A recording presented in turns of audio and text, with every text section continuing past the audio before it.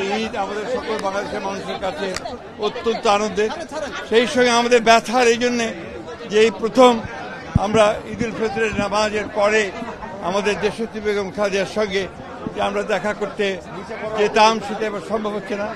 তো আনন্দের এই জন্য যে আমরা এই প্রথম আমাদের প্রধানমন্ত্রী জনাব তারেক রহমান সাহেবের সঙ্গে আমরা আজকে আনুষ্ঠানিকভাবে অফিসিয়ালি তার সঙ্গে দেখা করতে সক্ষম হয়েছি, আমাদের মানুষেরা সক্ষম হয়েছে।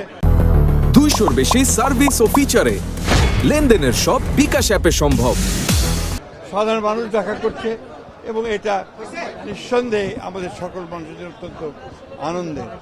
এই ফ্যাসিবাদ মুক্ত ঈদ উল ফিতর বাংলাদেশের সকল মানুষের জন্য আনন্দ বয়ে নিয়ে আসুক, গণতান্ত্রিক বাংলাদেশ প্রতিষ্ঠার ক্ষেত্রে আরও দ্রুত যেন আমরা এগিয়ে যেতে পারি, সকল মানুষের কল্যাণের জন্য যে প্রতিশ্রুতি আমরা মানুষকে দিয়েছি সেই প্রতিশ্রুতি যেন আমরা পালন করতে পারি।